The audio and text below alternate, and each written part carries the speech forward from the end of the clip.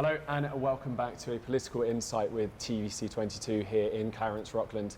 Today I'm joined by Jean-Luc Jubinville from the City of Clarence-Rockland and Tracy, pardon me, I don't even know your last name. Ware. Tracy Ware from the YMCA here in Clarence-Rockland as well, just over the road actually from the stations at TVC22. And the reason why we're chatting today is because thankfully for everyone, including the belly that I've put under in the pandemic, the YMCA will be reopening its doors with classes available to the population from the 1st of November. The aim of this conversation today is to discuss a little bit what's going to be available, what the timelines are going to look like, what the reality of the inside of the YMCA is going to look like, as well as taking a little bit of a path down to the relationship, the very unique relationship between the City of Clarence-Rockland and the YMCA here. So first of all, Jean-Luc, Tracy, thank you very much for joining me today. Much appreciated. My pleasure. I hope you're doing well. I think the first place to start is probably with like a little bit more of a historical side of it. When was this building that we're sitting in right now built, and when was the decision made to, because it's, if I'm correct in saying it's owned by the City of Clarence-Rockland and the YMCA are brought in as like tenants to be able to run affairs here. So when was the building built, and when was that decision made to partner up with the Y? So in the late 90s, beginning of 2000s, there was a will from the community to have an interior swimming pool at the time. So at that time, the municipal decided to form a committee, development committee, that was composed from residents from the community and also staff from the municipality and business people from the community as well. And the task of that committee was to oversee the construction and really develop the complex project at the time. And one of the tasks of that committee also was to see how we will manage that complex. The reality at the time is that the municipality was fairly small, not a lot of staff, so it would have been hard for the municipality to run it itself.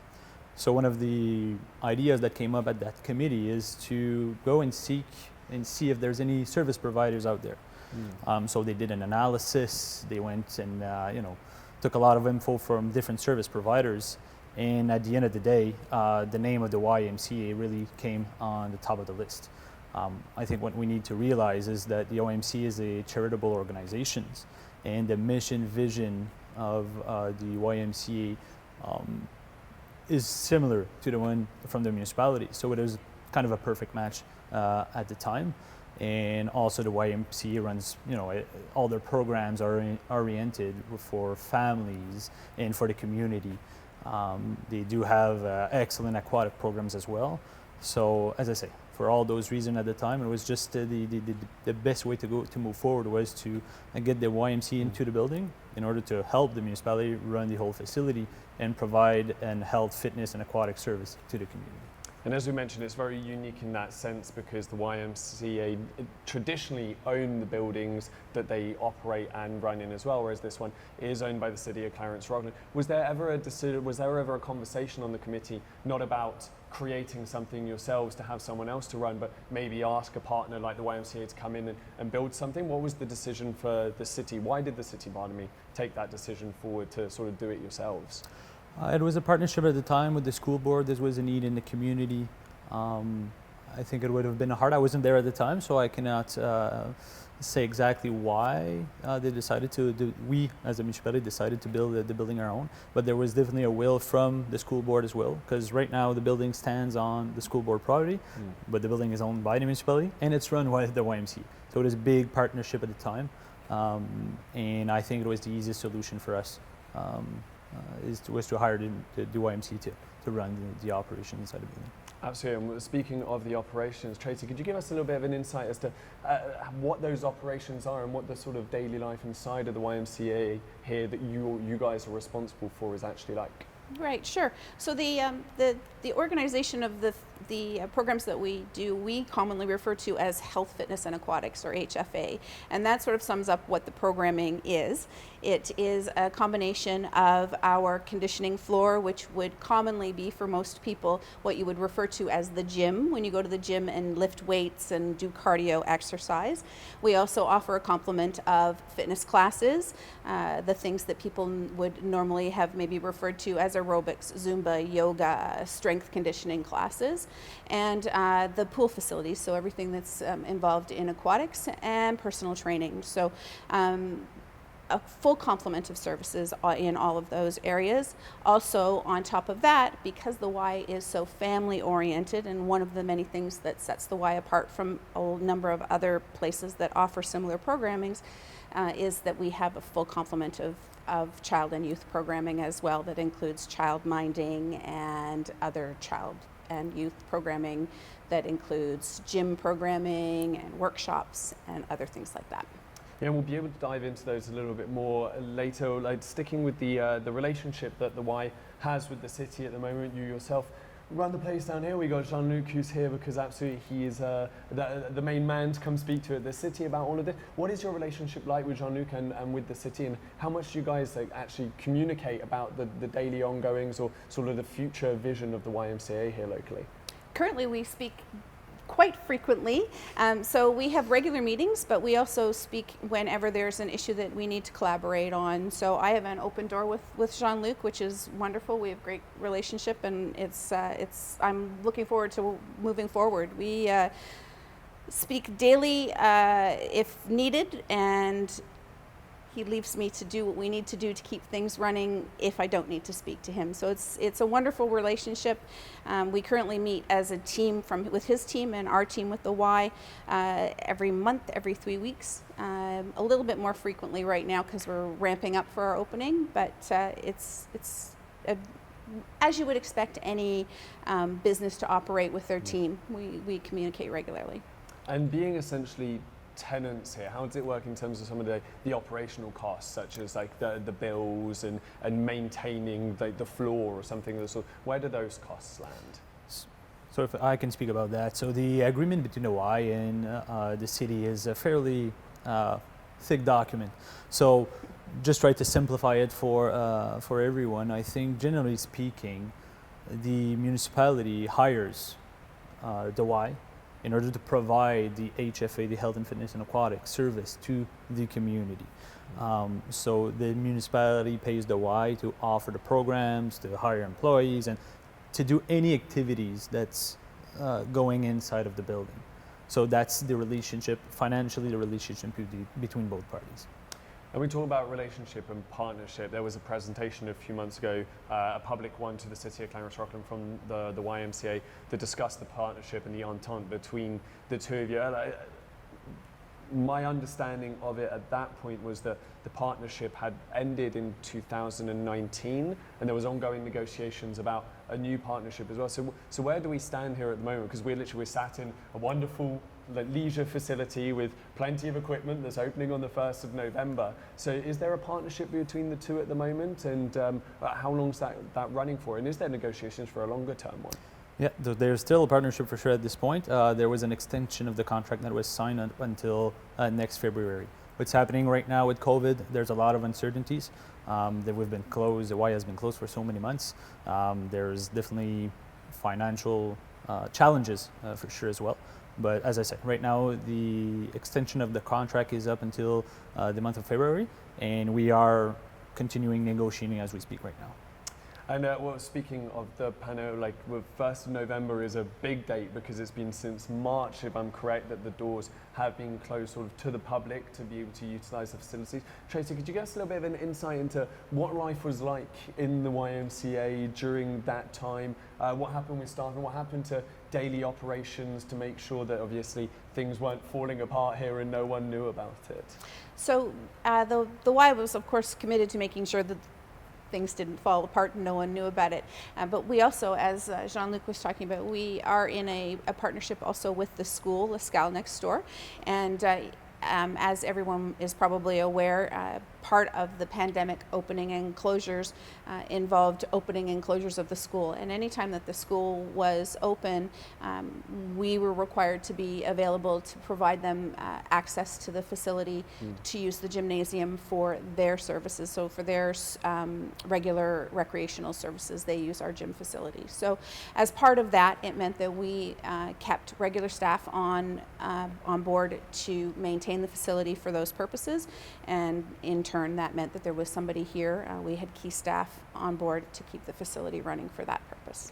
And how difficult was that to juggle? I mean, like I worked in the service industry when the pandemic hit myself, and I was let go, and I had a lot of friends who were let go in the same way. So with that opening and closing, was it a case of having to let staff go and continuously bring them back, or did you have to keep some on just to be able to sort of like provide that blanket, that safety blanket, I suppose? So we did keep key staff on to provide that, as you refer to, that safety blanket for the facility and to provide the services for the school. But of course, there was a large layoff contingent. And Jean-Luc, there is, my understanding is there is a monthly subsidy towards the YMCA to help with operations as well, part of the deal of having them here and running the services that are provided to the citizens of Clarence-Rockland. During the time when it was closed, did that subsidy continue every month despite that obviously some of the expenses would have changed? Yes, there was a big part of the subsidy that was still given to the YMCA, considering that the building is owned by the municipality, and still the YMCA was to keep the building in good shape, even if it was closed. So there was still a lot of expenses that needed to be done as far as this electricity, all the utilities. So there was definitely some expenses on the YMCA side to run a city-owned building. So at the end of the day, we kept on that subsidy to make sure that the building was well maintained, even if it was closed. And we had a walk through earlier. Tracy was taking me through some of the equipment as well. You guys do regular checks on making sure the equipment is up and running. How much of a role does the City of Clarence-Rockland take in ensuring that the equipment is running well here, or is it very much a hands-off approach and trust that the YMCA are going to be able to keep things functional? Do you check in at all? All the day-to-day operation is really the Y's responsibility. Where the municipality kicks in is more annual inspections of bigger components. We're talking about HVAC systems, or that's where we're going to do inspections semi-annually to make sure everything's running smoothly and everything's fine. And as Tracy mentioned before, it's an open door policy between both of us. So we're asking all the preventive maintenance contracts or all those details that we would need to make sure that everything's well maintained, we can ask and they will provide the city with. So we're making sure that everything's run smoothly. I think one of the big topics on everyone's lips at the moment, as it has to be, is the health measures coming in place as we're trying to figure out what kind of world we're living in at the moment. Vaccine passports are being mandated by the provincial government at the moment. How long for, we don't know. But in terms of the Y as an employer, as well as not only just the staff here, but the people coming through the door, what is going to be the public health measures put in place come November 1st? So specifically towards vaccine mandates, we are mandated by the provincial government as a fitness facility, as a recreational facility, to require that anyone who wishes to use our facility, be it a member or a visiting guest, provide us with valid proof of vaccination. So we will continue to abide by that policy as long as the government requires us to do so. In the second week of September, around the 16th of September, the Y implemented its own vaccination policy for its staff, and we currently have 100% compliance with our staff in terms of our vaccination policy. So we will continue with that. As far as other health and safety measures, COVID-wise, we implemented the highest level of COVID safety measures at the very beginning of the pandemic based on all the regulations coming from both the health units that we're involved with, Ottawa Public Health and the Eastern Ontario Health Unit, and the government. And we've been implementing those from the beginning. We had some camp time, we had some opening and closing, we had the maintaining the facilities for the school to encounter. So we've been maintaining those procedures all along. And things that COVID screening, our cleaning procedures and whatnot will continue to stay at those high levels, even if we get some leniency from the government. We just want to keep the safety of our patrons and staff at the top level. So. And come November 1st, there's going to be a limited number of classes, obviously, as you first kind of ease your way into what it's going to look like. What kind of classes are going to be available, and what is the YMCA's plan for increasing those classes for the population? Right. So we're so excited to have people come back, and monitoring the level of excitement in the community. We're really hopeful that it's going to be a wonderful return. However, we are proceeding cautiously and starting with a pared down fitness class schedule, and we've chosen the fitness classes on that schedule based on two things, and the first being the classes that were the best attended and most popular prior to having to shut down for the pandemic. So we've chosen some classes based on that, and the other factor in making the choices of the classes on the schedule are the classes that we've had some success with in our opening at our Taggart location. So we've chosen some classes based that way. Some of the most popular favorites such as yoga and Zumba and strength conditioning, and one of the favorites in this particular location are Young at Heart classes. So people will see those on the sampling when we open November 1st. But as I said, we are really positive thinking and excited that we think the folks in Rockland are going to turn out in droves, and should that be and demand dictates, then we will look at adding classes to the schedule as demand dictates, and we will do that when we see what the numbers look like. And the fact that it's opening is fantastic already, but gyms throughout the country have opened and closed during the pandemic, but the YMCA here itself has remained closed the entire time. And you mentioned Taggart there, the fact that in downtown Ottawa they have been open since about the start of September, I believe you were saying.